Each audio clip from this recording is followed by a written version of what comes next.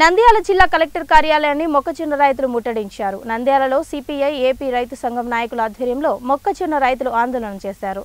మొక్కజొన్న రైతులను ఆదుకోవాలని క్వింటాకు 3000 గిట్టుబాటు ధర కల్పించాలని, మార్కెట్ ద్వారా మొక్కజొన్న రైతుల నుంచి కొనుగోలు చేయాలని కలెక్టర్ కార్యాలయాన్ని రైతులు ముట్టడించారు. అనంతరం జిల్లా కలెక్టర్ రాజకుమారికి వినతి పత్రాన్ని అందజేశారు.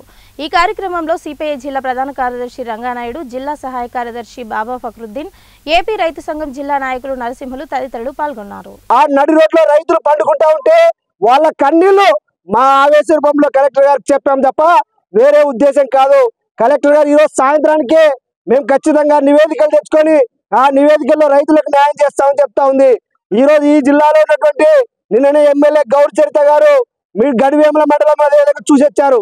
లేదా వెలుగోడులో నిన్న ఒక వెలుగోడు యువ రైతు శివగంగాధర్ అనే వ్యక్తి అక్కడే రాత్రి పండుకుంటే ఆ పిడుగుబడి అక్కడే చనిపోవడం జరిగింది. ఆ మొక్కజొన్న మీద పడి ఇవి కనబడవ అధికారులకు మేము ప్రశ్నిస్తా ఉన్నాం. ఈ రోజు మేము ఆవేశంగా ఉండొచ్చు. రైతుల సమస్యలు ఇన్ని వేల మంది 1800 మంది రైతులు ఈ రోజు తీవ్రమైనటువంటి ఇబ్బందులు గురవుతున్నారు. ఈ రోజు మన నంద్యాల జిల్లాలో వరి తర్వాత అత్యధికంగా పంట పండించేది మొక్కజొన్ననే. మొక్కజొన్న రైతులకు న్యాయం చేయాలి. న్యాయం చేసేంత వరకు కూడా రైతు సంఘం కమ్యూనిస్ట్ పార్టీగా ఆ రైతులకు అండగా ఉంటామని చెప్పేసి హెచ్చరిస్తా ఉన్నాం. మా మీద ఎన్ని కేసులు వచ్చినా, మా మీద ఎంతో అధికారులు ఆగ్రహమైనా మా మీద ఆగ్రహం